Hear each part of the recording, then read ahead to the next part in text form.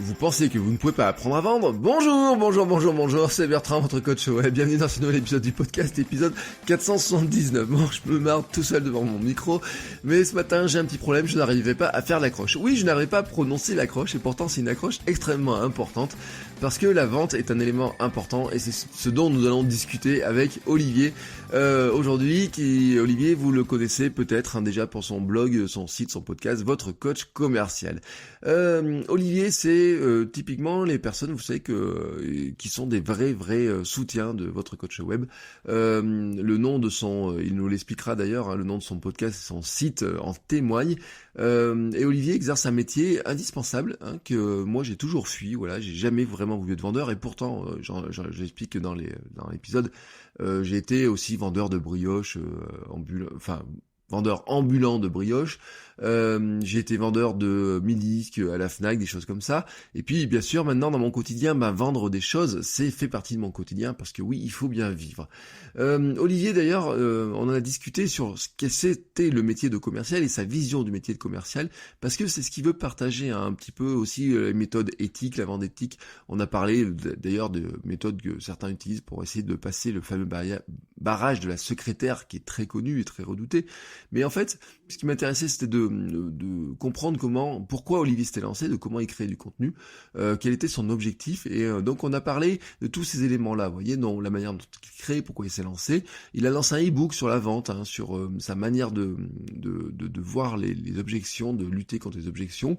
On a parlé de ses habitudes, on a parlé aussi de social selling, hein, vous avez peut-être entendu parler de social selling, mot qui pour moi est un peu à la mode, et puis en fait on se rend compte que tout le monde fait un peu de social selling. Donc on a parlé aussi de LinkedIn, comment on peut utiliser LinkedIn, de l'intérêt de LinkedIn, de qu'est-ce que les réseaux sociaux, qu'est-ce qu'Internet change aussi dans le métier de commercial. Il nous a donné ses conseils, et vous allez découvrir aussi avec quel talent il a failli me vendre un Chromebook, moi qui suis sous Mac depuis des années. Et il m'a convaincu, il aurait pu me convaincre que le Chromebook c'est un ordinateur génial. Je vous laisse maintenant écouter cette discussion avec Olivier, et je vous souhaite un très bon week-end. Et si vous avez quelques minutes pendant votre week-end, je vous incite, une nouvelle fois, vous le savez, à aller mettre une petite note sur Apple Podcast, une petite note avec un petit commentaire 5 étoiles. Ça fait toujours plaisir, et ça aide le podcast à se faire découvrir, à avoir plus d'audience, et à grimper petit à petit. Au niveau des classements, ça fait partie des algorithmes, hein, avec lesquels nous devons composer. Je vous laisse maintenant écouter cette discussion avec Olivier, et je vous dis à la semaine prochaine pour de nouveaux épisodes. Bonjour Olivier, comment vas-tu? Bonjour Bertrand, bonjour à tous les auditeurs. Encore une fois, je suis de l'autre côté de la barrière. Et oui, parce que tu es un fidèle auditeur. Alors on doit le dire, des fois quand je dis bonjour, si vous promenez votre chien ou des choses comme ça, je m'adresse en particulier à toi. Oui, parce que j'ai cette habitude d'écouter votre coach web en promenant mon chien, effectivement, tous les matins. Ça Ouais. correspond en termes d'horaire, parce que finalement, tu dois publier l'épisode quelques minutes avant que moi je sorte avec Gizmo, mon toutou, et puis je profite de cette balade pour effectivement écouter ton podcast quotidiennement. Oui, alors c'est rigolo parce que je le dis, et puis on a eu une discussion il y a pas longtemps entre ceux qui promènent leur chien le soir en écoutant le soir, ceux qui promènent le matin. Moi, c'est vrai que je me débrouille en fait pour essayer d'être présent dans vos oreilles autour de 7 heures maximum, hein, des fois, souvent plus tôt, des fois un peu limite. Et souvent je pense à ça, et un jour je t'avais même envoyé un message en disant aujourd'hui, désolé, tu ne pourras pas te balader avec moi, je suis pas là. Et ça m'a fait beaucoup sourire dans le sens où effectivement le matin j'ai rafraîchi ma liste d'épisodes en me disant tiens, c'est bizarre, qu'est-ce qui se passe? Il y a un Il y a trou. eu un bug en Auvergne. Ouais, il y a eu un bug en Auvergne. C'est arrivé une fois ou deux, hein. Il y a des gens, souvent, qui me disent mais tiens, il n'y a pas eu l'épisode ce matin, etc. Bon, c'est plutôt bon signe quand c'est comme ça. Bon, mis à part que tu écoutes votre coach web très régulièrement, comment tu te présentes? Comment je me présente? Je me présente, en tout cas sur Internet, je me présente comme étant votre coach commercial, un titre directement inspiré d'un célèbre podcast, étant donné que je t'avais demandé l'autorisation d'utiliser ce Hmm. nom de blog, tout simplement parce que j'avais l'intention de créer un blog sur mon domaine d'activité qui est la vente, qui correspond à tous les métiers qui sont autour de la vente, donc le métier de commercial, le métier de vendeur, bien entendu, mais aussi à tous ceux finalement qui ont dans leur quotidien la nécessité d'endosser ce rôle de commercial pour rentrer un peu dans le détail, pour donner des trucs, des astuces et faire connaître mes méthodes. Donc effectivement, j'avais dressé une liste de blogs, de titres de blogs que j'avais soumis à mon entourage, et puis finalement c'était celui-là qui était ressorti avec une grosse majorité. Donc j'avais fini par te demander l'autorisation de le faire, et effectivement j'ai eu la joie que tu acceptes. Oui, alors ce qui est tout à fait normal de toute façon. Mais tu vois, moi, alors commercial, c'est un métier qui, pour moi, est un métier que j'ai du mal à m'imaginer faire un jour. Et pourtant, tu vois, je le dis, et je le dis régulièrement, hein, j'ai essayé de vendre des trucs, tu vois, comme des brioches, etc., dans mes petits boulots de jeunesse. Mais c'est quoi finalement un commercial? Comment tu présentes ton métier à quelqu'un qui dit, mais c'est quoi un commercial? Mais je l'ai fait, hein, vendre au porte-à-porte des gâteaux et de la repro, ça a été ma première expérience de vente. Et contrairement à beaucoup de monde, ça m'a pas dégoûté. Comment je décrirais le métier de commercial? C'est tout simplement une fonction indispensable de l'entreprise, hein, parce que toute entreprise ou toute activité finalement économique a besoin au bout d'un moment de vendre ses prestations, de vendre ses solutions ou de vendre ses produits. Et le rôle du commercial, le rôle de l'unité commerciale dans l'entreprise, c'est effectivement de diffuser et d'échanger la solution ou le produit contre une rémunération pour l'entreprise et donc de développer finalement l'entreprise grâce à la vente de cette solution ou de ce produit. Le principe est très simple, hein, c'est une fonction essentielle de l'entreprise. N'importe quelle entreprise ne pourrait pas exister s'il n'y avait pas des commerciaux derrière pour faire le job. Hein. Oui, et alors c'est d'ailleurs l'un des problèmes des startups souvent qui ont des beaux produits, des beaux services, mais qui des fois oublient qu'il faut vendre ça à quelqu'un et qui n'ont pas le service de vente ou alors qui le négligent en se disant mais c'est tellement magnifique ce qu'on fait que de toute façon tout le monde viendra l'acheter. Et toi, en tant que commercial, tu sais que c'est pas C'est vrai. souvent l'idée. Ouais. Même si le produit est magnifique, même si la solution est absolument géniale, il faut de toute façon faire en sorte que qu'elle soit achetée, qu'elle soit diffusée. Et même si c'est un produit de grande consommation, dont le client final c'est monsieur et madame tout le monde, il faut bien au bout d'un moment que cette personne puisse trouver le produit à Carrefour, à Auchan ou je ne sais où. Donc il faut bien qu'il y ait une structure de vente qui soit mise en place dans l'entreprise pour pouvoir permettre à ces gens d'acheter ce produit génial et magnifique. Ouais.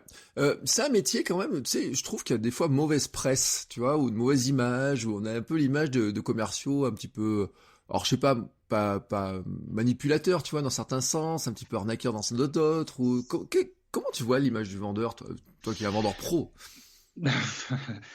L'image du vendeur est souvent effectivement un petit peu écornée et les principaux responsables finalement de ça, c'est beaucoup de commerciaux eux-mêmes, dans le sens où il y a des pratiques dans le métier du commerce ou dans la vente qui sont peu avouables, hein, qui sont des pratiques qui ont ou qui fonctionnent peut-être même encore, mais qui sont malheureusement qui ont mauvaise presse et à juste cause. C'est pour ça que d'ailleurs j'ai décrit dans mon site dans mon site j'ai bien expliqué que pour moi les méthodes et les choses que je diffuse, c'est une façon éthique de vendre, dans le sens où je me refuse en tout cas de diffuser et de faire connaître ces techniques sont douteuses, tout simplement parce que pour moi elles n'ont pas lieu d'être, parce que c'est pas quelque chose d'honnête. Être vendeur et honnête, c'est quelque chose qui est tout à fait compatible. Bon, non, alors aujourd'hui donc on a un scoop, non c'est une plaisanterie, mais tu sais ça me fait toujours penser au livre de Cialdini, Robert Cialdini sur la persuasion que tu as peut-être lu, Oui, et, bien sûr. dans le livre Présuasion, je sais pas si tu as lu, tu sais qui est la suite qu'il a fait, même si c'est finalement avant qu'il se place, Il raconte que son livre, il avait fait pour que les particuliers puissent se défendre des commerciaux trop malins, rusés, tu vois, qui utilisent un petit peu les méthodes douteuses, etc.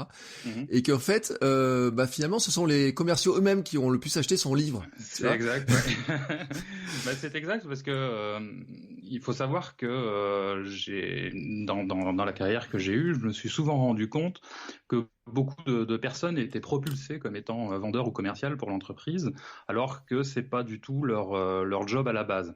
Parfois, on va avoir des techniciens qui sont très performants, qui connaissent très bien la boîte, qui connaissent très bien le produit, et on se dit bah tiens, toi tu connais super bien le produit, donc bah tu vas aller sur le terrain pour vendre la solution. Du coup, ces gens cherchent des façons de vendre parce que comme c'est pas leur formation, c'est pas leur métier à la Mm. base, ils vont aller chercher des techniques, alors parfois douteuses effectivement, et je comprends que ce livre ait eu du succès, tout simplement parce que on cherche, il y a une pression toujours de l'entreprise et de nos employeurs pour vendre plus, il y a pas mal de techniques comme ça, un petit peu limite qui ont eu du succès et qui ont toujours du succès de toute façon.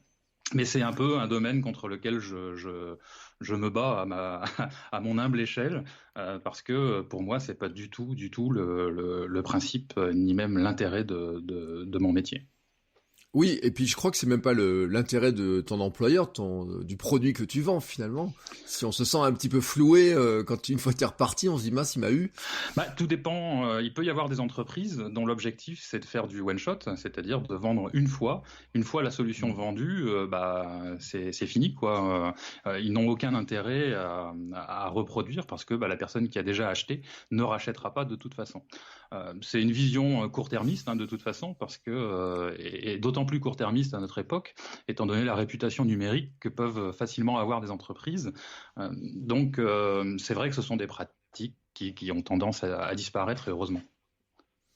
Bon, bah tant mieux. Alors ça veut dire que ton positionnement éthique, ça veut dire que t'as un bon potentiel avec ton coach commercial, enfin votre coach commercial. J'espère, en tout cas, moi c'est ma vision du métier. Bien sûr, il peut y avoir des détracteurs volontaires par rapport à ça, mais peu importe. Moi je préfère, comme diraient certains, être droit dans mes bottes par rapport à ça. Mm. Est-ce que tu penses, avec ta vision, parce que ça fait combien de temps? 20 ans que t'es commercial à peu près, Un hein? peu plus de 20 ans, ouais, maintenant. Ouais. Je suis un vieux. T'es un vieux. Tu sais, l'autre jour, j'ai fait une réflexion à ma femme, je lui ai dit, je me rends compte que je suis encore, pour quelques années, j'ai encore vécu plus longtemps au XXe siècle qu'au XXIe siècle, mais que je croise de plus en plus de monde pour qui c'est moins le cas, tu sais, Oui, oui. dans les jeunes, etc. Parce que, sans qu'il y paraisse, je rappelle aux gens quand même que les millennials, les premiers millennials, auront 20 ans, dans quelques jours, et que ça passe vite, quand même, le temps. Oui, je vois bien mes enfants ont 20 et 22 ans. Ouais. Voilà, ce qui ne me rajeunit pas. Bon, je les ai eus assez tôt, mais il n'empêche que y a au moins 20 et 22 ans qui sont passés depuis. Hein. Donc toi, t'as travaillé avant Internet, sur la vente. Oh oui. En fait, les premières missions en tant que commercial que j'ai eues, c'était sans GPS, c'était sans téléphone portable, c'était bien sûr sans Internet. Donc c'était une toute autre façon de fonctionner. Est-ce que tu penses ça change profondément, j'imagine, ton métier, même le métier quand t'as le client qui est en face finalement, parce que ça introduit des nouveaux, j'allais dire, tu sais, des fois des perturbateurs, parce que moi j'ai des souvenirs que ça peut être un perturbateur aussi moi en tant que qu'acheteur, tu vois, des fois le fameux showrooming, je sors mon téléphone pendant que tu me parles et que je regarde en même temps sur internet un autre truc, tu vois, enfin. Oui, Internet a profondément modifié les habitudes, que ce soit des consommateurs et des clients, mais aussi des commerciaux eux-mêmes. Il y a du pour et il y a du contre dans les deux sens. D'abord, pour nos clients, forcément, ils sont beaucoup plus renseignés. Ils ont beaucoup plus d'informations, c'est-à-dire que nous, on va plus avoir la même approche. C'est-à-dire que la description du produit, la démo, la déballe, etc., a beaucoup moins d'importance maintenant parce que le client s'est déjà beaucoup renseigné, connaît parfois mieux que le vendeur lui-même les caractéristiques et les possibilités du du produit. Enfin, ça, j'espère que c'est pas le cas, mais enfin, j'imagine que ça doit arriver. Mais donc, il est forcément beaucoup plus renseigné et donc, il faut s'y faire, il faut faire avec un client qui connaît mieux vos solutions et qui connaît aussi forcément beaucoup mieux les solutions de vos concurrents. À l'inverse, pour le commercial, c'est aussi une sacrée évolution dans le sens où nous aussi, on connaît mieux nos clients.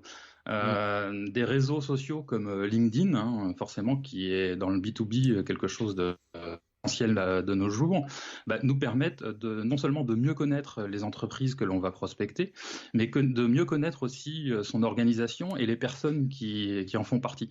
On va mieux connaître leur parcours, on va mieux connaître finalement leur façon de voir et puis leur centre d'intérêt. Donc tout ça, c'est des choses qui viennent finalement nous alimenter aussi de notre côté. Donc voilà, il y a du pour. Moi, je pense que les nouvelles technologies et Internet ont fait évoluer le métier dans le bon sens, même si, bien sûr, forcément, on a des clients qui sont mieux informés, mais finalement, c'est tant mieux, parce que si on a une bonne solution, si on a un bon produit, tant mieux s'il est bien informé, comme ça, il se rendra plus vite compte qu'il a tout intérêt à nous lâcher. Oui, alors après, et puis alors ça c'est un phénomène, tu sais, j'ai connu mais il y a longtemps parce que moi j'étais vendeur de mini-disques aussi de Sony, tu sais, un produit qui a disparu, Oui, qui était génial. Qui était techniquement génial, hein. Quand je regarde j'en ai un à la maison encore, je le vois ce truc, je dis en plus il était beau, il était robuste, tu vois, bon, il était vraiment un truc parfait. Et je le vendais à la Fnac et j'ai eu un jour, tu vois, quand même quelqu'un qui est venu et qui connaissait par cœur la gamme, tu vois, le truc, à tel point quand j'étais reparti chez Sony en formation, je dis le gars il m'a sorti un truc, il dit moi on n'avait pas parlé dans le catalogue, il dit oui ça existe. Donc ça existait déjà avant, tu vois, mais effectivement c'était plus rare, ouais. Ouais, c'était plus rare, ils étaient moins nombreux. Lui, ça devait vraiment être un passionné qui connaissait, mais techniquement, exactement tous les trucs, tous les aspects. Et j'imagine que maintenant, en fait, on a beaucoup plus de monde comme ça qui connaît, mais qui peut discuter en plus avec plein de gens, qui a des sources d'informations dans tous les sens, etc. Donc, toi, tu dois aussi finalement apporter, j'ai envie de dire, l'information qui est vraiment extrêmement précise par rapport à ce qu'il a vu partout, quoi. Oui, ça nécessite une encore meilleure reconnaissance du produit. Effectivement, ton exemple l'illustre bien. Il faut vraiment connaître tous les recoins, toutes les caractéristiques, tous les avantages que procurent nos solutions. En même temps, c'était rare à l'époque et ça reste encore finalement relativement peu commun dans le sens où bien souvent nos clients ont autre chose à faire que de se renseigner sur nos solutions et nos produits. Et on est quand même là encore maintenant, hein, pour présenter, pour finalement identifier les avantages et les bénéfices de nos produits pour tout un chacun. Donc on a quand même toujours ce rôle de formation, entre guillemets, d'information en tout cas, auprès de nos clients. Donc ça reste une partie essentielle de notre mission, bien sûr. Ouais, mais ça veut dire, toi, alors quelqu'un qui est un technicien, qui connaît bien le produit, qui sera ingénieur ou des gens comme ça et autres, finalement peuvent devenir des très bons vendeurs grâce à leur parfaite connaissance du produit. Ils pourraient devenir effectivement de très bons vendeurs, mais il leur manque tout un pan finalement du métier, qui est la vente elle-même. Contrairement à cet exemple-là, et l'exemple que je donnais auparavant, hein, ces très bons techniciens qu'on propulse commerciaux, il y a toute la technicité et le métier en soi du commercial qui est à découvrir et qui n'est pas souvent considéré à sa juste valeur, dans le sens où on se dit vendre ça a l'air facile et beaucoup se font cette réflexion et font la réflexion et finalement quand on est dedans on se rend compte que il en est tout autre. C'est plutôt compliqué. Voilà. Et c'est pour ça. C'est un métier à part entière. Et c'est pour ça qu'on a besoin d'un coach commercial. C'est l'idée. C'est l'idée. Alors justement, qu'est-ce qu'on apprend sur ton site, parce que tu en as un petit peu parlé tout à l'heure, mais finalement tu as donné un petit peu l'esprit, j'ai envie de dire, hein, mais qu'est-ce qu'on peut voir comme contenu? Et d'ailleurs, enfin on l'a pas dit parce que tu as parlé de blog, mais il y a le podcast, il y a qu'est-ce qu'on va apprendre quand on regarde ce que tu fais? Alors oui, votre coach commercial, c'est un blog et un podcast. En fait, plus ça va, plus je fais des podcasts qui deviennent des articles derrière. parce que je fais une retranscription du podcast dans sa globalité, pour ceux qui préfèrent lire plutôt que d'écouter, parce que le podcast c'est pas non plus le média le plus diffusé encore en France, malgré l'amour que j'ai pour le podcast. C'est forcé de le constater. Donc les podcasts, je les mets en vidéo sur YouTube et je les retranscris sur mon blog. Donc c'est plutôt le fonctionnement que j'ai maintenant privilégié. Ce qu'on y apprend, c'est tout simplement une façon de voir, d'envisager l'entretien de vente, d'envisager la prospection, une façon de voir comment on peut, toutes les techniques, toutes les astuces qu'on peut mettre en place pour partir de quelqu'un qu'on ne connaît pas, ni d'Ève ni d'Adam, qui est un prospect, et finalement construire une relation au fur et à mesure pour finalement avoir une personne avec qui on va échanger et qui parfois va même devenir un proche, un ami, étant donné qu'on va construire une relation à partir de rien. Et c'est tout le bonheur que j'ai, moi, d'exercer cette profession. C'est vraiment quand même un défi quasiment quotidien que de se dire, voilà, je vais rencontrer quelqu'un, je l'ai jamais vu, je sais pas à quoi il ressemble, je sais même pas quel âge il a ou peu importe, même si ça a changé avec LinkedIn, etc. Mais cette personne, finalement, va devenir quelqu'un qui va me faire suffisamment confiance pour déjà m'acheter un produit et pour démarrer une relation à moyen ou à long terme. Et ça, c'est quand même... seul le métier de commercial permet ce genre de choses. Et c'est assez beau. Moi, en tout cas, ça me fait quotidiennement kiffer. C'est toutes ces techniques, toutes ces structures d'entretien que j'essaie de faire connaître dans mon blog. Parce que, comme je le disais, la vente, ça ne s'improvise pas. C'est quelque chose, c'est un métier. Donc, comme dans tous les métiers, il y a des outils. Et ces outils, il faut les connaître pour pouvoir les manier et faire en sorte que, au final, on vende et on fasse démarrer ce type de relation avec nos clients. Est-ce que tu penses que tout le monde peut devenir un bon vendeur ? Oui, moi j'en suis convaincu. J'en suis convaincu. Sinon, j'aurais pas fait le blog d'ailleurs.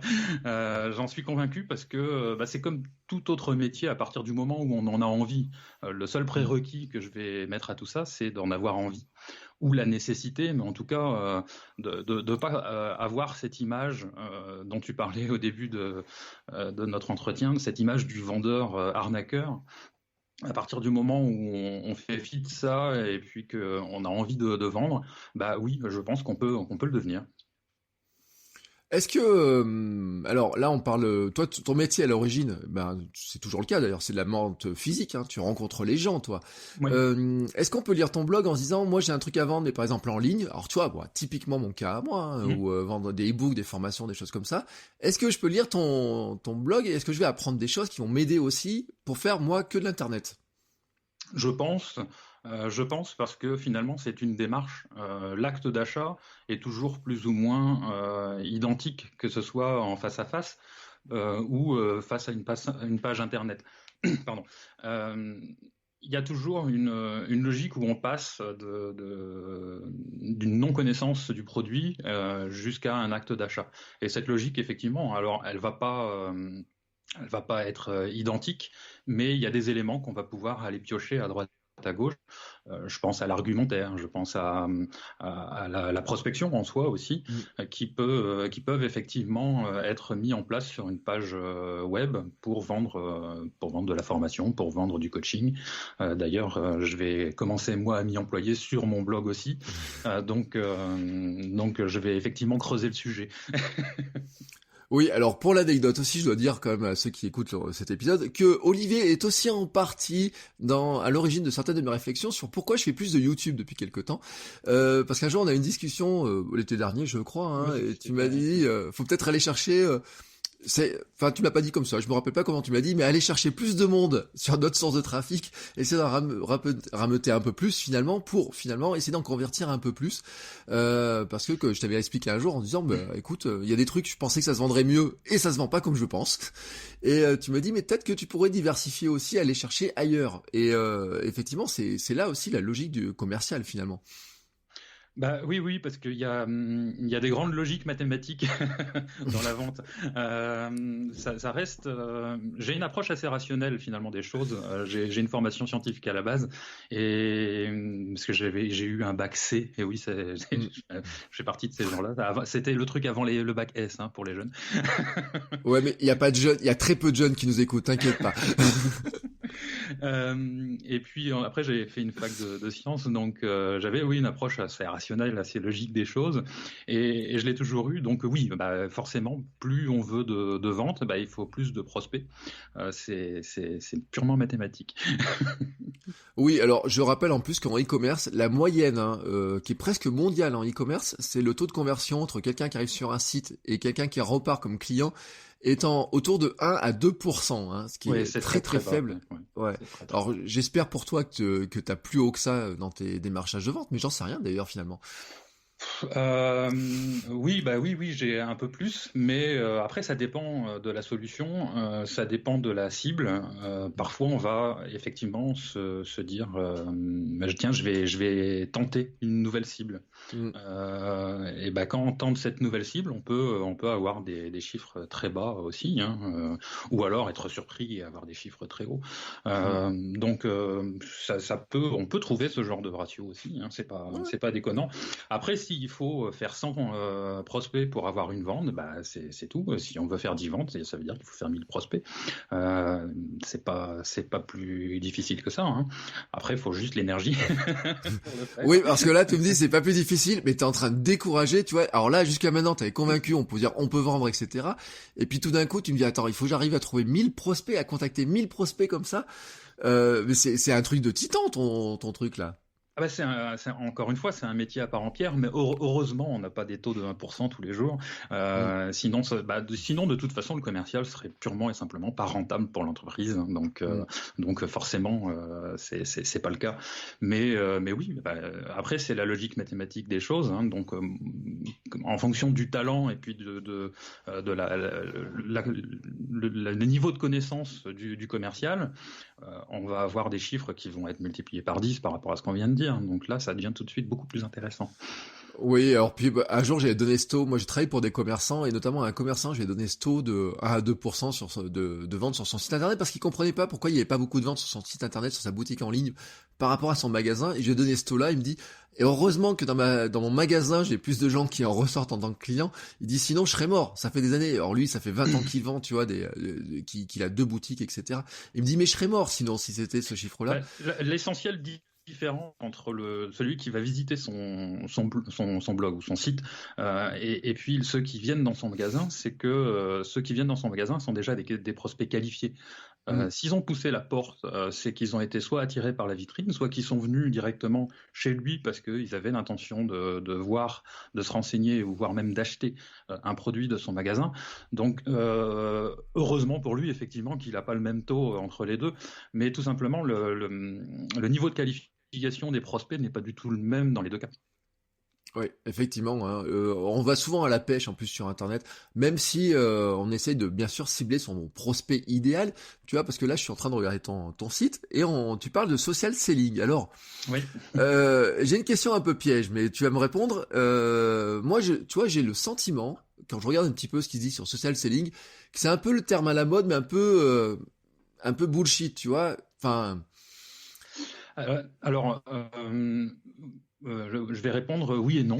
Oui, c'est un terme à la mode un peu bullshit, dans le sens où bah, c'est une nouvelle façon de vendre, et comme toutes les nouveautés, bah, tout le monde essaie de se l'approprier, et il y a un peu tout et n'importe quoi qui est dit là-dessus.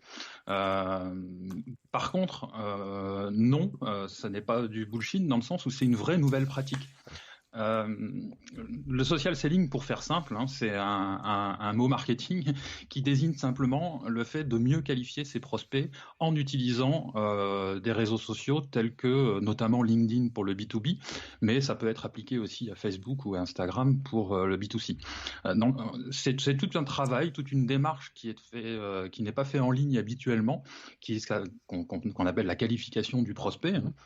C'est-à-dire faire en sorte de partir d'une liste de prospects globale et d'affiner cette liste en qualifiant chaque prospect Pour une entreprise, ça va être une qualification géographique, une qualification économique, hein, avec le nombre d'employés, une qualification aussi en termes d'organisation, et puis qui fait quoi dans l'entreprise, et puis qualifier ensuite le système de décision dans l'entreprise pour le choix de nos solutions, et in fine, une qualification de l'acheteur ou des acheteurs ou de ceux qui recommandent ou qui ont un poids au niveau de la décision pour la décision finale d'achat. Donc tout ce travail de qualification peut aussi être fait maintenant grâce à des outils comme LinkedIn et notamment à des outils payants que propose LinkedIn, comme Sales, je ne sais plus comment ils appellent ça, Sales Navigator, je crois. Ces outils permettent d'obtenir cette même finesse de qualification, mais beaucoup plus rapidement. Finalement, le social selling, c'est ni plus ni moins que ça, avec une grosse différence aussi par rapport à la commercialisation classique, par rapport à la prospection classique, c'est que on va avoir une méthode d'approche beaucoup plus douce. Mm. Alors, je ne parle pas là non plus du social selling brutal, hein, avec ceux qui font les choses en masse, avec des prises de contact massives. Là, je parle vraiment de commencer à s'intéresser à ce que fait son prospect sur le réseau, voir quels sont ses centres d'intérêt, dans quel groupe il appartient. Et puis, petit à petit, de commencer aussi à créer du contenu. On va rejoindre votre coach web très bientôt. De créer du contenu sur LinkedIn qui va être destiné à ses prospects pour l'attirer, entre guillemets, le faire partie de son paysage finalement, nous intégrer à son paysage et puis petit à petit faire en sorte qu'il nous connaisse jusqu'au moment où on va effectivement prendre contact avec lui, toujours via LinkedIn ou par téléphone ou par mail, peu importe, parce qu'on aura décelé dans son profil ou dans les questions qu'il pose un besoin qui correspond à nos solutions. Donc là, c'est une méthode qui est beaucoup plus douce, mais qui est nouvelle, parce que on n'avait pas toutes ces informations auparavant. Donc oui, le social selling, ça peut être super intéressant à pratiquer au quotidien. En plus, c'est pas quelque chose qui demande beaucoup de temps dans une journée, donc c'est tout à fait rentable de le faire en tant que commercial, oui. Alors attends, tu es en train de me dire, parce que je suis en train de me demander si l'autre jour j'ai pas fait du social selling sans m'en rendre compte. Tu vois, l'autre jour j'étais sur YouTube, je vois un YouTuber qui fait une vidéo où il essaye de vendre quelque chose d'ailleurs, et puis il envoie le lien sur une page de vente, et je lui mets un commentaire sur sa vidéo en lui disant franchement, comment tu veux que quelqu'un achète ce que tu proposes? Et derrière, il m'envoie un mail, et on parle de mes offres de coaching. Donc ce qui veut dire que j'ai fait du social selling sans m'en rendre compte. Complètement. Complètement. Tu as identifié un besoin chez cette personne. Toi, tu as des solutions à lui apporter. Donc, tu prends contact avec lui pour lui proposer ta solution. Tu as fait de la prospection, hein, tout simplement, en te montrant. Alors, je ne sais pas si tu te connaissais auparavant. Mais en te montrant, en expliquant ce que tu faisais, effectivement, tu as fait de la prospection auprès de ce YouTuber. Ouais. Ouais, si, il me connaît un tout petit peu, mais en fait, ça fait partie, tu sais, il a un peu de mal à écouter du podcast, en fait, pour tout dire. Tu sais, il fait partie des gens, et tu disais, hein, le podcast, il est pas encore assez connu en France, etc. Et on se rend compte quand même que le podcast, il y a des gens qui ont du mal à l'écouter, à savoir comment écouter le podcast. Vous savez, ça, c'est ma grande marotte, hein, sur 2019. Je trouve que je m'en suis pas assez occupé de cette histoire-là. Mais effectivement, bon, il me connaît un petit peu, je rentre des fois dans son paysage, j'en ressors, etc. Donc je me rends compte que je fais du social selling, tu vois. Alors merci de m'avoir éclairé là-dessus, parce que tu vois, moi je vois les forums social selling, etc. Je vois les méthodes et autres. C'est vrai que quand on est un petit peu extérieur, certains essaient de nous vendre ça un peu pour de la magie, tu vois, un petit peu. C'est toujours un peu le problème, je trouve, avec les vendeurs. Il y a beaucoup de solutions sur Internet, de solutions marketing sur Internet qui sont vendues comme de la magie. C'est vous suivez ma méthode en 10 étapes et vous allez avoir 2000 ou 10 000 euros de revenus mensuels. Combien de fois on peut le croiser? Tout ça, c'est du bullshit. J'en suis convaincu. Et ceux qui présentent le social selling de cette façon-là, forcément, sont des personnes peu recommandables. Ou alors, tant pis pour ceux qui sont à voir, hein, qu'est-ce que tu veux que je te dise. mais de là à dire que alors la méthode de vente est condamnable de mon point de vue parce que elle fait miroiter des promesses qui ne sont que très rarement, voire quasiment jamais obtenues. Mais là, pour le coup, on est confronté à des méthodes de vente qui sont limites, ouais. Et effectivement, moi, c'est quelque chose sur lequel je continuerai à me battre. C'est sûr que quand on dit la vérité aux gens, que pour vendre ou pour créer du contenu, ils vont en chier, que ça va pas être simple tous les jours, que ça va être que les retours, ils vont les avoir que très lentement, et qu'il faut s'accrocher, parfois 1 an, parfois 2 ans, parfois plus, en fonction de son rythme, ça vend pas du rêve, hein. Et pour vendre ce coaching-là et cette formation-là, on va avoir de moins beaux taux de retour que ceux qui vont promettre la lune. Mais peu importe, après, comme je le disais tout à l'heure, si on veut avoir une approche éthique des choses, il faut assumer ça. Moi, si je développe un jour la fonction coach de mon blog, effectivement, je préciserai ce genre de choses. Ça va pas être simple, ça va être dur. Il va falloir passer des coups de fil, il va falloir prospecter sur le terrain, il va falloir toquer aux portes. C'est pas des choses, c'est pas simple, c'est pas simple, et il faut parfois s'accrocher. Mais malheureusement, il y a que comme ça que je pense qu'on peut y arriver. Oui, alors tu sais, en plus, c'est assez marrant parce que l'autre jour, j'ai fait l'épisode sur les citations de Jeff Bezos. Et Jeff Bezos, il dit qu'en fait, dans la vente, il y a les mercenaires et les missionnaires. Tu vois, il dit les mercenaires, ils gagnent en apparence beaucoup d'argent sur l'instant, mais les missionnaires finissent par gagner plus au final. Ceux qui finalement partent sur le long cours, tu vois, c'est un petit peu son truc. Alors en plus, on sait qu'Amazon a d'abord claqué énormément d'argent avant de commencer à en gagner, mais que maintenant il en gagne énormément aussi, et donc il est vraiment dans cette logique-là, hein. C'est vrai que on a l'impression que, faut quand même rappeler qu'Amazon a 20 ans, hein, sans qu'il y paraisse, hein, dans ces zones-là, voire même plus. Il a vraiment eu, tu vois, cette démarche très long terme en disant, bon, il aurait sûrement pu gagner beaucoup plus très rapidement, mais lui a vraiment travaillé sur le très très très très très long terme, et on voit que maintenant, quand même, c'est une machine qui est redoutable, hein, sur l'aspect, avec une image qui est, même s'il y a bien sûr, il y a des couacs, hein, mais sur l'image auprès des clients est quand même assez incroyable là-dessus, quoi. Il a résumé en une phrase un peu ce que j'ai essayé de dire en 10 minutes. Oui, mais tu sais, le problème de Jeff Bezos, c'est qu'il sort tellement de petites phrases en permanence, il y a tellement de gens qui demandent des petites phrases que je pense que c'est quelqu'un, tu sais, qui a fini par trouver, tu sais, des petites phrases comme ça, il se dit, allez, ça va pas me prendre longtemps de la donner, mais il a plein de trucs qui sont très intéressants aussi. Ouais, il a des auteurs. Ouais, je sais pas, et puis tu sais, il dit un truc qui est intéressant, il prend son petit déjeuner en famille tous les matins, il prend des réunions intéressantes que le matin, jamais l'après-midi, tu vois, c'est toujours entre 10h et 11h, mais tu vois, il y a plein de manies. Et ce qui m'amène d'ailleurs à une question, parce que tu vois, tu nous as dit, attends, tu fais ton blog, du podcast, t'as une chaîne YouTube? Non, enfin la chaîne YouTube, j'ai posté une vidéo où on voit ma trogne. Sinon, c'est ni plus ni moins que les podcasts qui sont retransmis en vidéo, quoi. Ouais, alors où tu trouves le temps de faire ça, en fait? Le matin.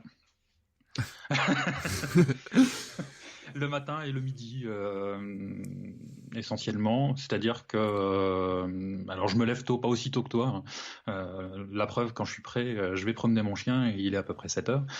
Mais oui, je crée mes contenus le matin. Donc j'ai essayé de m'imposer des routines de caserne militaire pour pouvoir faire en sorte de créer mes podcasts et de créer mon blog avant de partir au boulot. Et bien souvent, je continue et je termine dans l'heure du midi. Mais c'est pour ça que je suis pas très très rapide à produire non plus, hein, parce que forcément, c'est quelque chose qui vient en plus. Moi, le soir, j'ai plus d'énergie. Je suis pas quelqu'un du soir, donc le soir, c'est pas le moment pour moi de créer du contenu. Par contre, le matin, c'est peut-être pour ça aussi que je suis crevé le soir, c'est que je préfère me lever tôt et attaquer direct sur mon blog. Donc voilà. Alors c'est vrai que c'est pour ça que je mets plusieurs mois, par exemple, à sortir mon e-book.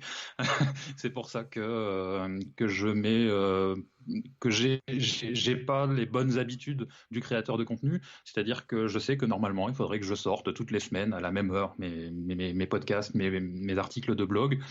Mais bon, je suis pas à courir après Google, je suis pas à courir après une audience.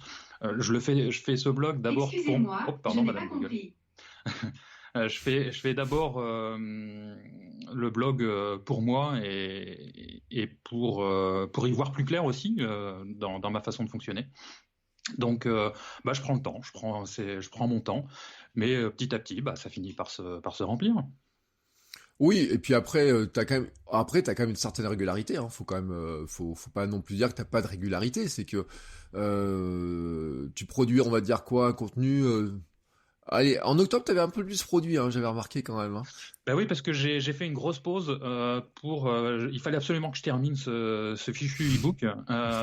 Donc j'ai dit bon allez j'arrête tout parce que le fait de m'obliger entre guillemets à sortir un contenu toutes les semaines, bah, je voyais qu'à côté l'e-book n'avançait que très peu. Donc du coup j'ai dit bon allez je stoppe tout et je sors mon e-book. Pour pouvoir commencer aussi à collecter les emails pour en faire un magnet. J'ai tout mis en pause, j'ai sorti mon e-book et maintenant je vais pouvoir reprendre ma création de contenu hebdomadaire entre guillemets.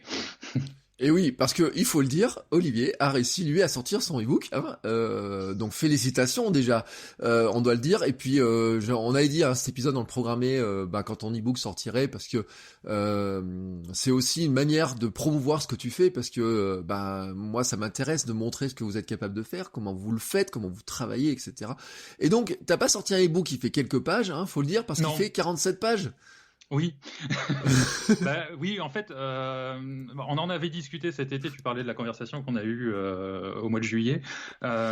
J'ai un problème avec la création de contenu, c'est que j'ai du mal à m'arrêter.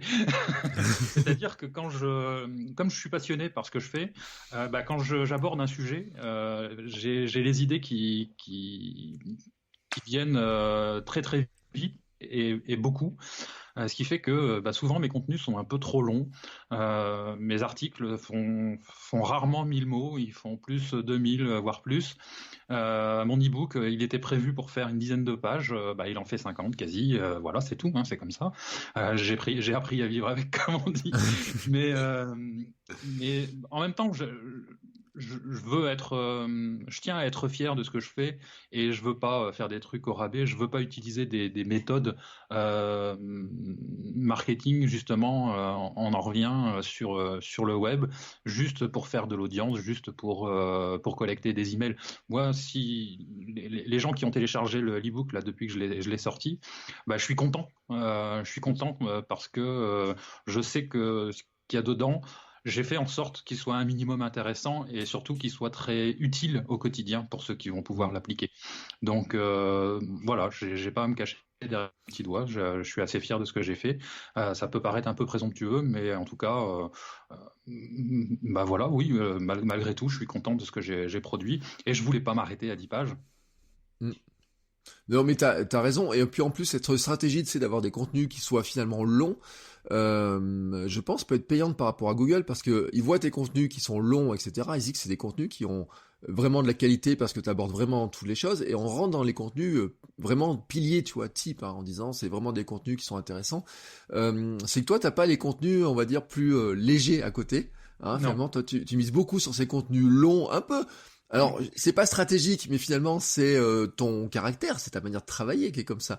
Mais finalement, sur le long terme, ça peut être un avantage, hein, parce que quand Google va se rendre compte que tu es une source très pertinente et très pointue sur ce domaine-là, il peut proposer ton nom à plein de gens qui chercheraient à se dépatouiller de cette fiche émission commerciale qui on leur a filé dans les doigts, et qui se disent comment je vais arriver à vendre quelque chose. Et c'est pas, peut-être, je sais pas si tu le vois dès maintenant ou pas dans tes résultats de statistiques ou pas, mais sur le long terme, hein, ça peut être très payant. Alors, j'ai aucune idée de ce que c'est qu'une bonne statistique pour un blog comme le mien, donc c'est difficile de répondre à la question. En tout cas, je vois la courbe qui a sacrément accéléré, c'est depuis cet été, on va dire. Ouais. C'est vraiment monté en flèche. Aujourd'hui, pour le mois de décembre, j'ai regardé juste avant qu'on parle ensemble.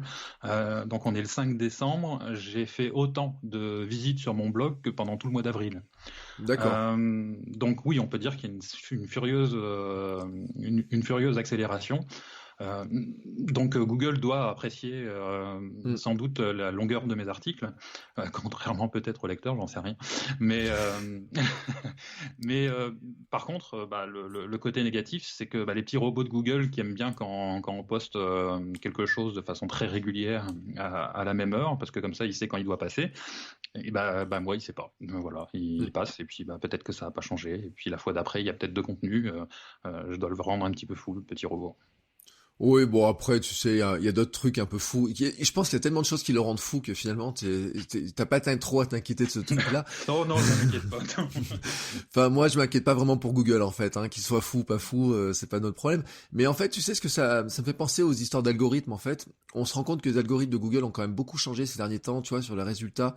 Et ceux qui prennent le temps de faire des contenus qui sont un peu massifs, un peu longs, tu vois, qui se positionnent vraiment dans le cœur des sujets, beaucoup de contenus sont remontés, tu vois. On se rend compte quand même, hein, je sais pas si tu te rappelles l'épisode que j'ai fait avec Lucie Rondelet, qui est sur la rédaction, elle constate ça par exemple avec ses élèves, hein, que ceux qui font des contenus un peu, j'allais dire massif, mais massif par le volume d'informations que tu partages, tu vois, quelque part, ont une tendance à remonter plus, et il est pas impossible du tout que l'algorithme BERT de Google amplifie encore ce phénomène-là, tu vois, et donc tu vois, cette bascule sur l'été, c'est pas surprenant. Et puis en plus, ce qui est vachement rassurant, c'est que ça montre que les blogs, non, ne sont pas morts, que y a du contenu qui peut se faire dessus, qu'on n'est pas obligé d'être à fond sur les réseaux sociaux et de faire que du réseau social, hein, que sur les blogs, on est capable de faire plein de choses. Bon, t'as beaucoup parlé de ton e-book, mais en fait, on connaît pas le sujet de ton e-book. Il parle de quoi? C'est vrai. Il parle du traitement des objections de nos chers clients. Parce que c'est souvent quelque chose qui fait peur. En fait, j'avais interrogé un petit peu sur les réseaux sociaux et puis surtout dans mon entourage, auprès des commerciaux que je côtoie, quel était quel était le contenu que je pourrais leur apporter qui leur serait le plus utile. Et puis, bon, j'ai eu pas mal de réponses, hein, c'est ce que j'explique dans mon dernier podcast. J'ai eu pas mal de réponses différentes. Il y en a qui voulaient que je traite plus du closing, c'est-à-dire le fait de finaliser la vente. Il y en a qui voulaient que je parle plus de l'argumentaire de prospection ou des choses comme ça. Mais ce qui est revenu quand même le plus souvent, c'est le traitement des objections. Parce que souvent, on a dans nos entretiens des objections qui nous laissent un peu cons, auxquelles on ne sait pas répondre. Donc, dans mon e-book, j'ai voulu montrer la façon dont moi je traite les objections, la méthode que j'ai mis en place, et puis je décortique 17 objections qu'on croise quasiment quotidiennement dans le cadre d'une prospection. Ça va être depuis ah ben non monsieur, je peux pas vous recevoir, j'ai pas le temps, ou alors la personne à l'accueil qui nous dit ah ben non monsieur machin il est en réunion. Donc toutes ces petites choses là auxquelles il faut trouver une réponse intelligente pour essayer de se faire remarquer. J'ai essayé de les détailler au maximum. D'ailleurs, le titre de l'e-book, c'est Envoyez-nous votre documentation, on vous rappellera si on est intéressé. Je crois que j'ai fait le titre d'e-book le plus long qui existe, mais peu importe, j'aime bien les titres longs. Donc voilà, c'est l'idée de cet e-book, c'était ça, pour pouvoir non seulement détailler 17 objections très très classiques qui reviennent très très régulièrement, mais aussi montrer la méthode que j'utilise, des règles à observer, des choses à ne pas faire, et puis revenir un petit peu sur ce qu'on appelle le barrage de la secrétaire, parce que ça reste comment dire, un endroit où beaucoup de mes collègues commerciaux viennent s'emplafonner, donc j'ai voulu revenir un petit peu là-dessus. Et ouais, le barrage de la secrétaire, le fameux barrage de la secrétaire. Ouais. Les secrétaires expression dont j'ai horreur, hein, parce que ouais. ça voudrait dire que c'est une secrétaire et que le patron c'est un monsieur. C'est pour ça que je préfère parler du barrage de l'accueil. Mais bon, ça reste l'expression qui est commune.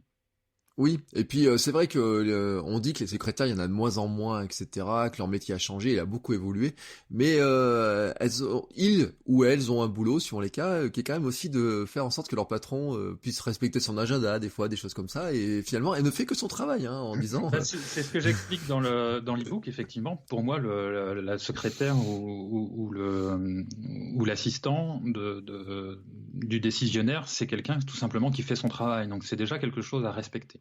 Et plutôt que d'utiliser des techniques de vieux roublards pour pouvoir faire en sorte de passer outre, pourquoi ne pas essayer de se faire une alliée de cette secrétaire ou de cet assistant, et puis de lui demander simplement comment je dois faire.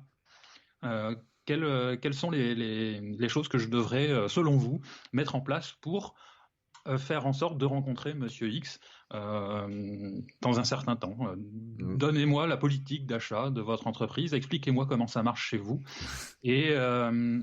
Et puis finalement, les commerciaux qui tenteront cette approche vont se rendre compte que les gens sont bienveillants et que bien souvent, elle va nous donner des informations clés qui nous permettront finalement de petit à petit, alors faut pas être pressé, mais qui nous permettront petit à petit soit de glaner des informations qui nous seront bien utiles, ou soit de faire en sorte effectivement de rencontrer très rapidement Monsieur X.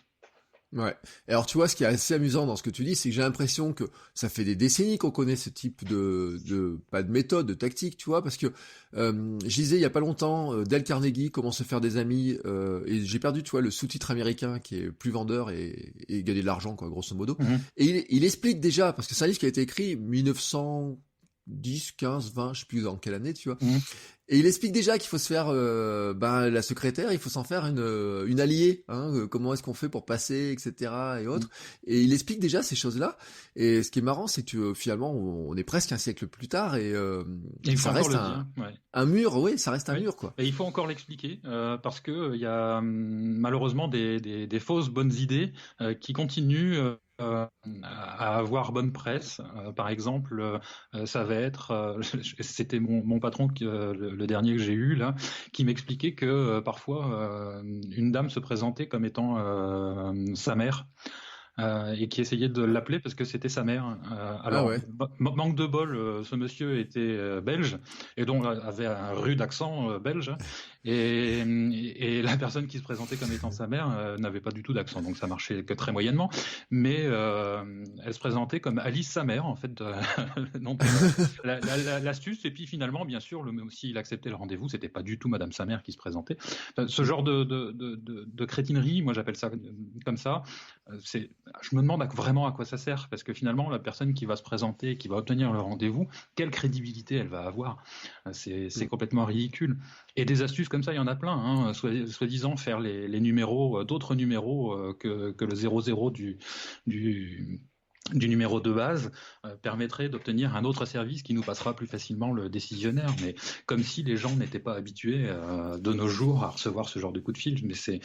Donc voilà, c'est un petit peu contre toutes ces fausses bonnes idées que je bagarre à travers ce genre d'exemple. Voilà, je pense que tu vois, ça a donné envie à plein de gens de le lire, de se dire tiens, comment on fait, quelles sont ces astuces qui permettent de le faire. Tiens, allez, pour ceux qui voudraient faire un e-book, c'est compliqué de faire un e-book? Ah non, pas du tout, non. Moi, j'ai utilisé les outils Google parce qu'en fait, mon ordinateur principal, c'est un Chromebook. Donc, j'utilise de base beaucoup les outils Google. Et simplement, j'ai fait ça sous Doc, donc il y a le traitement de texte de la ligne Google. Et puis, après, j'ai enregistré sous forme de PDF et roule ma poule. Voilà, c'est pas plus compliqué que ça, finalement. Non. Le plus compliqué, c'est de le finir. Est-ce que tu as des astuces, des outils que tu utilises quand tu travailles, toi, quand tu penses tes contenus, des petites routines, des petites habitudes? Oui, je commence toujours par réfléchir à mon sujet après avoir été inspiré par votre coach web en promenant mon chien. Donc je commence à construire mentalement mon sujet, avoir l'idée et puis les gros paragraphes, on va dire. Ensuite, quand je démarre la création du contenu véritablement, je le fais sur un mind map. Je suis un adepte des mind maps, donc j'utilise Xmind qui est un logiciel de mind mapping. Où là je commence à partir un peu dans tous les sens. C'est tout l'intérêt du mind map, c'est que on pose les idées un coup ici, un coup là, donc ça se construit et la galaxie, moi j'appelle ça les galaxies parce que ça part dans tous les sens, et la galaxie grandit. Et puis une fois que je commence à être à sec, généralement on est déjà le lendemain, parce que comme je l'ai dit, j'ai assez peu de temps à y consacrer, donc je continue soit à creuser le sujet sur le mind map, ou soit j'attaque soit l'enregistrement du podcast lui-même, après avoir remis tout ça en ordre. Et une fois le podcast enregistré, je fais faire la retranscription. Et puis, si c'est un article, je pars dans la rédaction, mais pareil, dans Google Doc.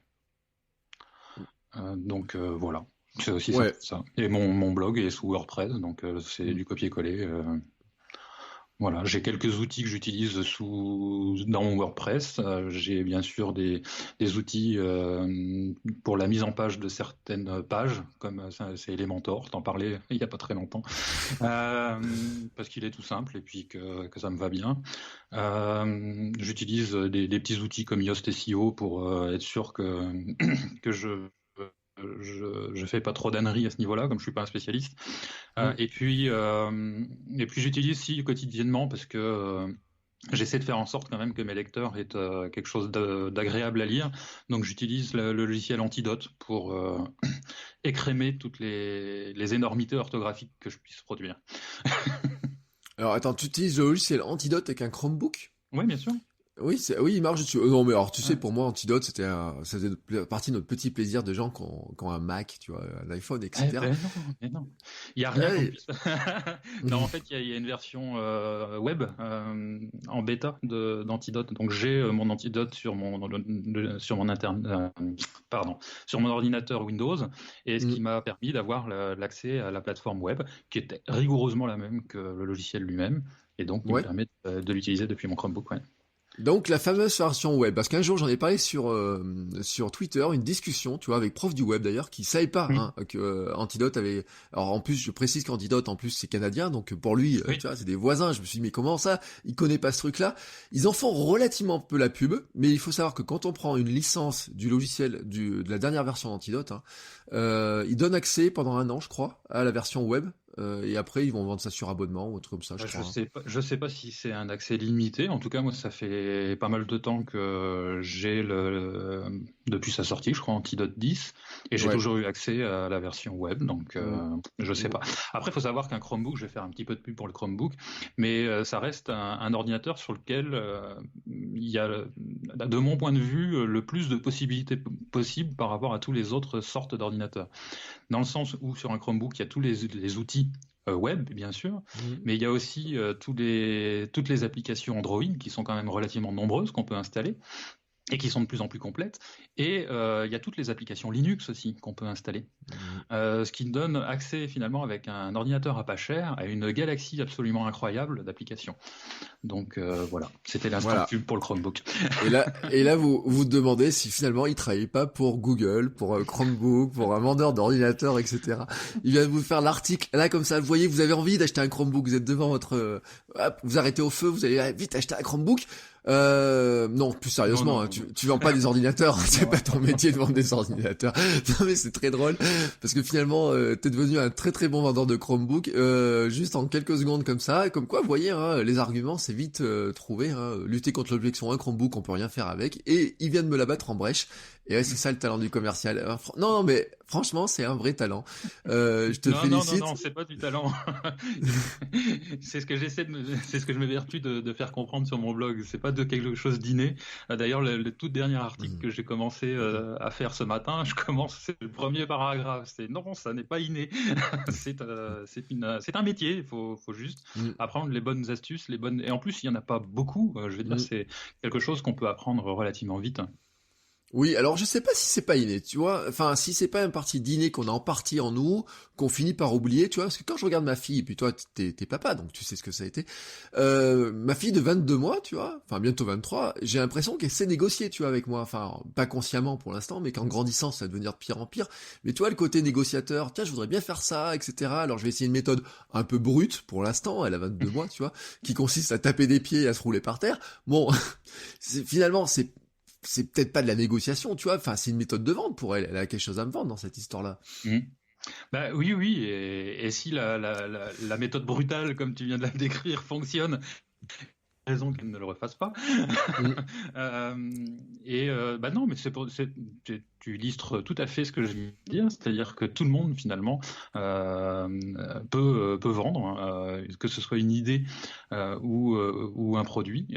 Voilà, ta fille en est un bon exemple, et c'est pas du tout inné dans le sens où tout le monde finalement, s'il utilise quelques outils, va pouvoir le faire. Alors bien sûr, avec plus ou moins de talent, mais peu importe.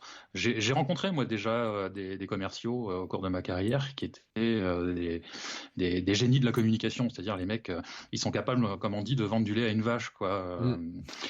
Sauf que ça marche une fois, mais pas deux, Ouais. ou rarement. C'est là où il y a une limite de ce côté inné, de ce côté relationnel incroyable de ces gens-là. Mm. La seule fonction innée qu'on peut avoir, c'est effectivement la relation humaine, le fait d'être à l'aise, de pouvoir discuter avec des gens qu'on ne connaît pas très facilement. Et encore, ça aussi, ça se travaille. Là, on est plus sur du développement personnel, mais c'est des choses sur lesquelles on peut évoluer, hein. D'accord. Tu vois, je crois qu'on a vu, tu vois, je pense que tu as réussi à convaincre ceux qui sont un peu réticents, qui disent ouais, c'est pas pour moi, que oui, c'est pour tout le monde, qu'il y a plein de choses à apprendre. Donc on n'a plus qu'à aller sur ton site finalement pour apprendre tout ça, hein. On va télécharger ton e-book, qui, je le précise, est gratuit, hein. Il suffit de laisser Oui, un oui, mail. oui. Ça fait partie d'un aimant à client, c'est un lead magnet, hein, C'est derrière. ça. Donc j'imagine que derrière, tu as une stratégie, que je vais bientôt recevoir des mails avec d'autres éléments derrière. Je sais pas, je te demande, tu vois, quelle est la prochaine étape dans ton développement maintenant? Alors, pourquoi je collecte les mails? D'abord pour pouvoir tenir informé mensuellement. C'est-à-dire, je vais pas faire beaucoup d'envois de mails parce que déjà, j'en ai pas forcément l'occasion ou le temps, ou je vais peut-être oublier des fois. Déjà de tenir informé de la vie du site, des articles qui sont sortis dans le mois ou des podcasts qui sont sortis dans le mois. Et puis à terme, en fait, pour revenir à la genèse du blog. J'étais dans une entreprise où je travaillais à Lille et j'habitais à Tours. Donc c'était Mm. pas très très confortable comme situation. Alors le poste, le job, la clientèle, etc. C'était génial, mais c'était loin. Et donc j'ai commencé à me poser la question de savoir comment je pouvais moi évoluer. Donc il y avait deux possibilités. Soit j'évoluais plus dans un métier de formateur dédié à la vente, vu que c'était le domaine que je connaissais, ou un métier dans le coaching, ou alors c'était changer de boîte, changer de boulot tout simplement. Et je me suis dit à ce moment-là, mais quelle était la meilleure carte de visite ou le meilleur CV que je puisse produire pour un nouvel employeur, si ce n'est de montrer ce que je sais faire. Mm. Et donc le blog est né comme ça. Et même chose, si un jour je devais faire de la formation, si je veux aller voir des écoles ou des centres de formation, la meilleure méthode pour leur dire voilà ce que je sais faire, c'est de leur dire allez voir mon blog. Et puis comme ça, vous verrez bien ce que je sais faire.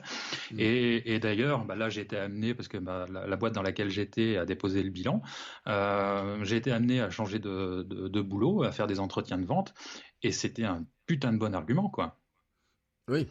Non, mais en plus, j'en ai aucun doute parce que moi, Cyberbounia, il y a 18 ans maintenant, m'avait permis de trouver mon boulot en agence web, hein, juste en me disant qu'est-ce que vous savez faire. Je lui ai montré le site, il m'a dit ok, c'est bon, on vous prend. Tu vois, à l'époque, c'était d'une manière qui était qui était très simple, extrêmement simple. Et puis encore l'autre jour, tu vois, quelqu'un voit le site et me dit ah oui, effectivement, on voit comment c'est structuré, comment c'est fait, etc. Que y a pas de doute, tu connais WordPress, tu sais faire ça, etc.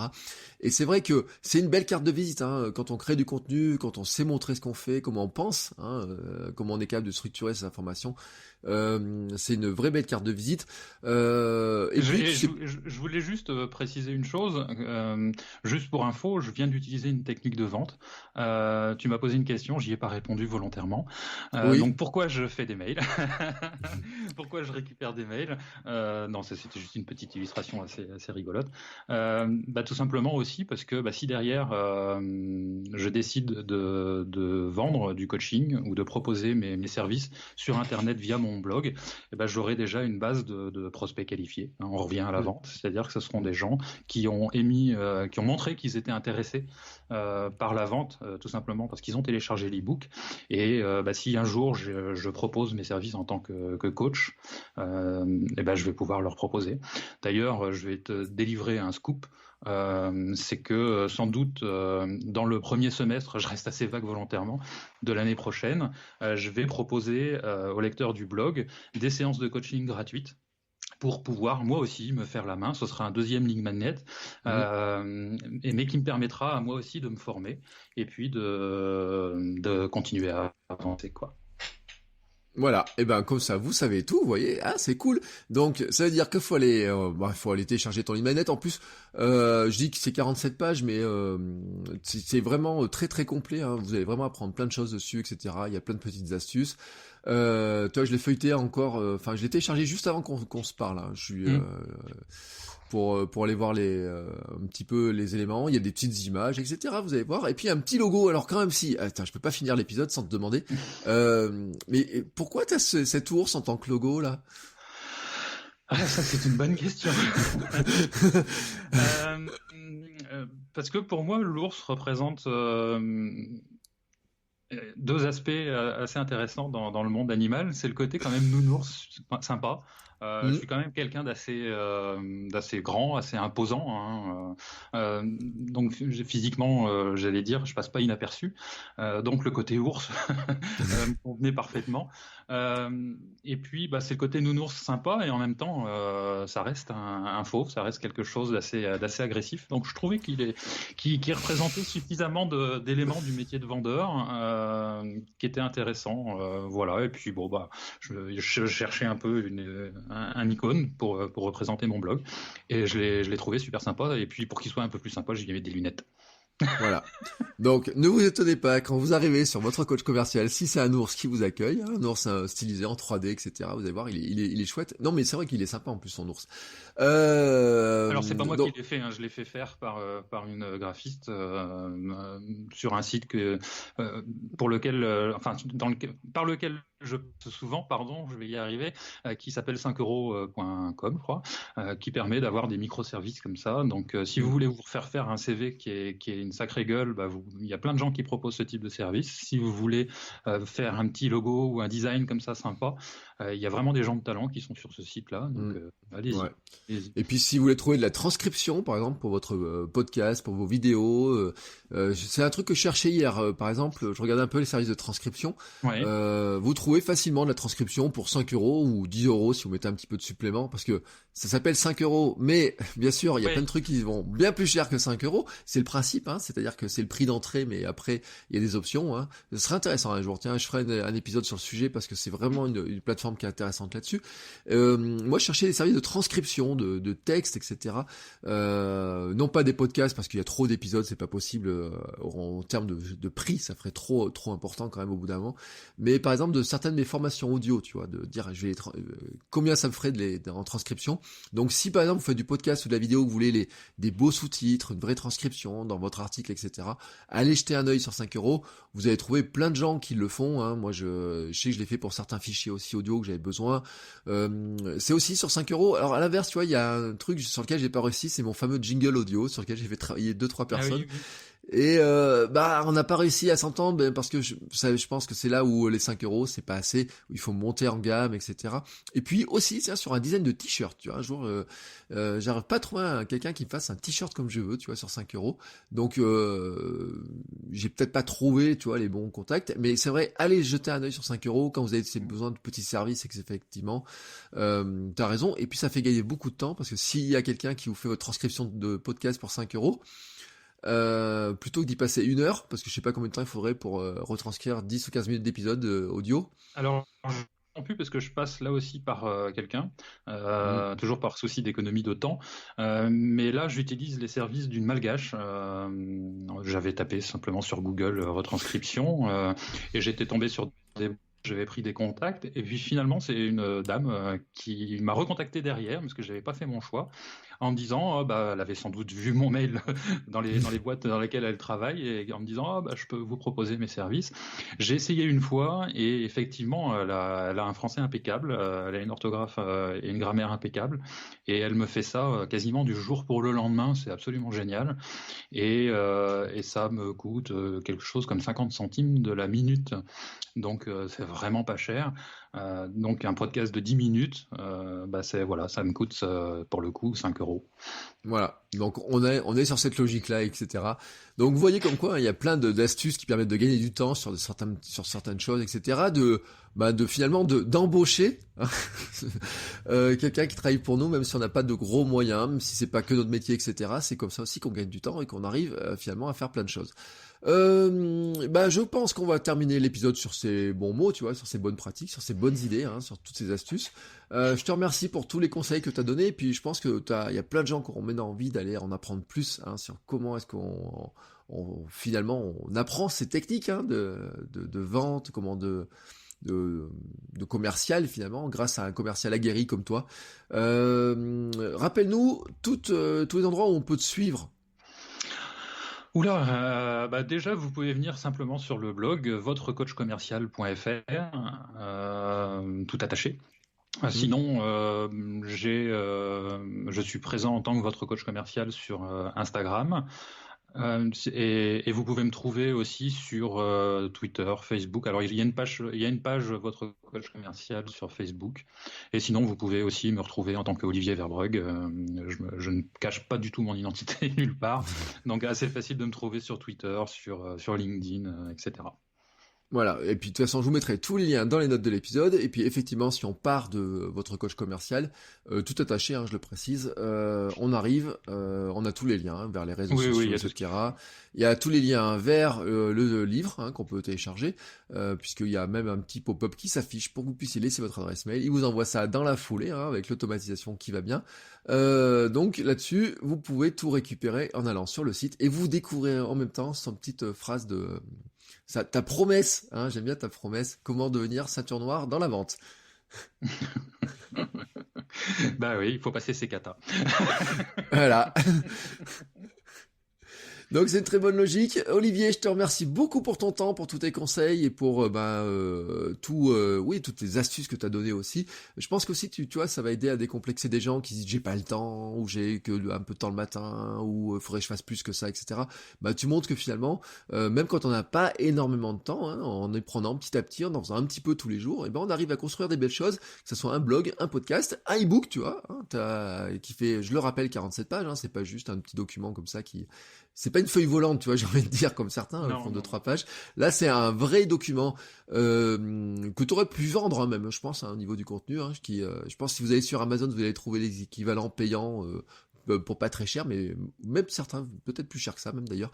Donc, bravo à toi, en tout cas. Merci pour tous tes conseils. Merci beaucoup. Merci à toi de m'avoir accueilli. Puis merci encore une fois pour tout ce que tu as fait en termes de podcast, en termes de vidéos, qui m'accompagnent quotidiennement dans ma promenade de Gizmo et qui m'ont beaucoup inspiré parce que tu parlais de faire les choses petit à petit comme ça, de se lancer, etc. Tout ça, tu es pour beaucoup aussi à l'origine de la création de ce blog. Donc, je profite d'avoir la parole pour te remercier. Bon, merci à moi. À toi, pardon. Ouais, j'étais en train de me dire, c'est déjà Noël pour moi, vous voyez. Oui, mais on s'approche de Noël, vous voyez, moi je suis dans l'ambiance Noël, hein, je fais mes vlogmas, je fais tous mes trucs comme ça, moi je suis déjà dans l'ambiance Noël. Merci pour ce petit cadeau que tu viens de me faire avec ce petit message. Je suis tout rouge, vous le voyez pas, mais je suis tout rouge. Donc je te remercie encore une fois, Olivier. Nous, on se retrouve la semaine prochaine pour de nouveaux épisodes, parce que, oui, je l'ai dit, le podcast, on va continuer jusqu'à Noël, vous voyez, tranquillement. Comme ça, passez tous un très bon week-end. On se retrouve la semaine prochaine. Et je vous dis donc à la semaine prochaine. Ciao, ciao les créateurs. Bye bye.